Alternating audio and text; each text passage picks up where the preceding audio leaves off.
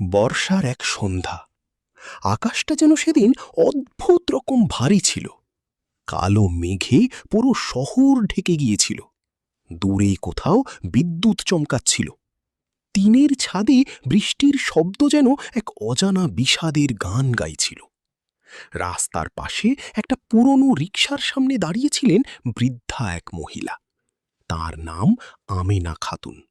বয়স প্রায় ৭০ ছুঁই ছুঁই। সাদা চুলগুলো ভিজে কপালে লেগে আছে।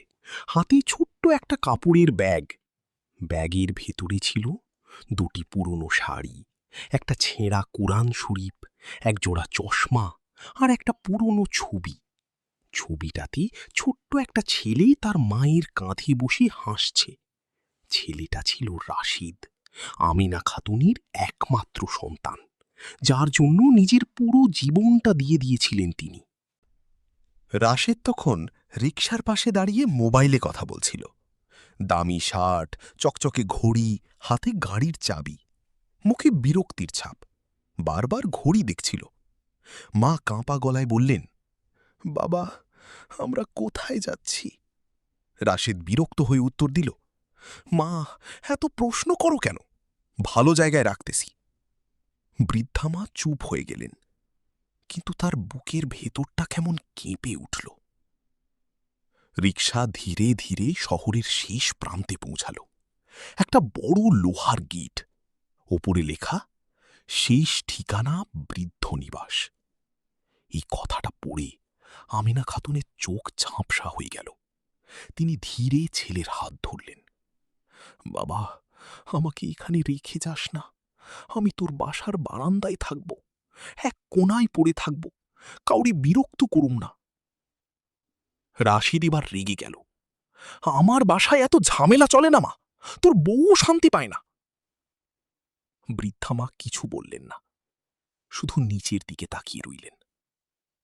কিছুক্ষণ পর আস্তে করে বললেন, তুই ছোট থাকতেই সারা রাত জ্বর নিয়ে কাঁদতি। আমি তোকে বুকে নিয়ে বসে থাকতাম বাবা।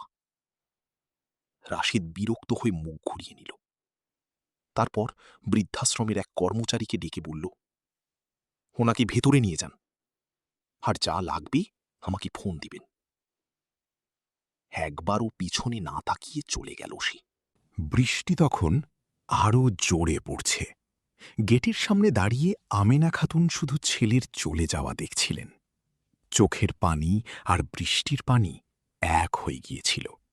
মনে হচ্ছিল এই পৃথিবীতে তিনি সম্পূর্ণ একা। বৃদ্ধাশ্রমের ছোট্ট একটা ঘরে তাকে রাখা হল। ঘরে আরও ৩ জন বৃদ্ধা ছিলেন। একজনের ছেলে বিদেশে গিয়ে আর খোঁজ নেয় না। আরেকজনকে মেয়েরা সম্পত্তি লিখে নিয়ে বের করে দিয়েছে। আরেকজন শুধু সারা দিন দরজার দিকে তাকিয়ে থাকেন, যেন কেউ এসে বলবে, মা, চলেন বাড়ি যাই। আমেনা খাতুন চুপচাপ নিজের খাটে বসে রইলেন। রাত বাড়তে লাগল। বাইরে ঝড়, ভিতরে নিঃশব্দ কান্না। সেদিন রাতে বৃদ্ধাশ্রমে ভাত দেওয়া হয়েছিল, কিন্তু আমেনা খাতুন এক লোকমাও খেতে পারলেন না। তিনি ব্যাগ থেকে ছেলের ছোটবেলার ছবিটা বের করলেন। ছবিতে ছোট্ট রাশিদ হাসছে। মাটিতে পড়ে গিয়ে হাঁটু ছিঁড়ে ফেলেছিল যেদিন, সেদিন কাঁদতে কাঁদতে মায়ের গলা জড়িয়ে ধরেছিল সে। সেই কথা মনে পড়তেই বৃদ্ধা মায়ের বুক ফেটে কান্না এলো। তিনি ছবিতে হাত বুলিয়ে বললেন, আল্লাহ আমার ছেলেটারে ভালো রাখেন। তার চোখে কোনো অভিশাপ ছিল না, ছিল শুধু মায়ের দোয়া। এদিকে রাশেদ নিজের বিলাসবহুল ফ্ল্যাটে ফিরে গেছে। বন্ধুদের সাথে আড্ডা চলছে, হাসি, গান, দামি খাবার। কেউ জিজ্ঞেস করল, আন্টি কোথায়? রাশেদ হেসে বলল, ভালো জায়গায় রাখছি, এখন শান্তি। সবাই হাসল। কিন্তু অদ্ভুতভাবে রাশেদের বুকের ভেতরটা হঠাৎ খালি লাগতে শুরু করল। রাত বাড়তে লাগল। হঠাৎ রাত ২টার দিকে ফোন বেজে উঠল। স্ক্রিনে লেখা, বৃদ্ধ নিবাস। রাশেদ বিরক্ত হয়ে ফোন ধরল।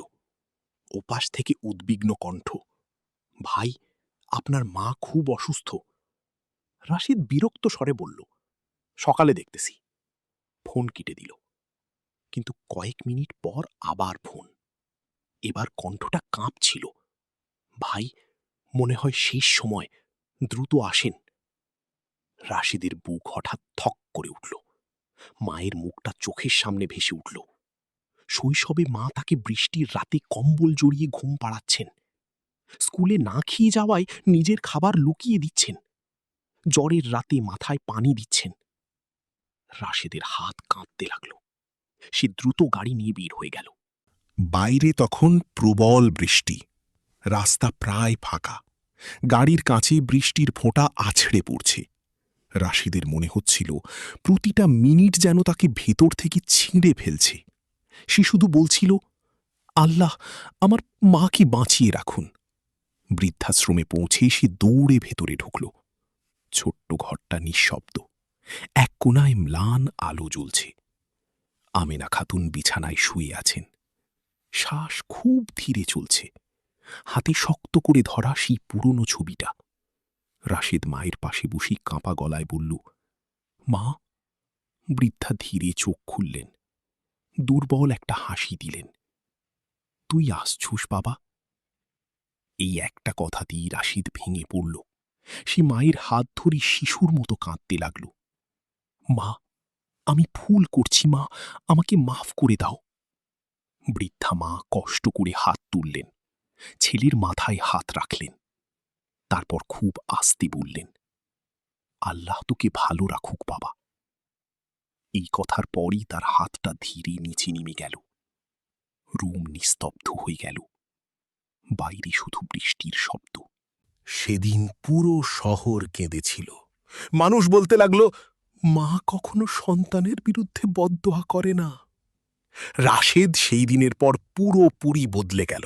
সে বৃদ্ধাশ্রম আর বন্ধ হতে দেয়নি, বরং নিজের টাকায় নতুন ভবন তৈরি করল। অনেক বৃদ্ধ বৃদ্ধার চিকিৎসার ব্যবস্থা করল। প্রতিদিন সেখানে গিয়ে নিজ হাতে খাবার বিতরণ করত।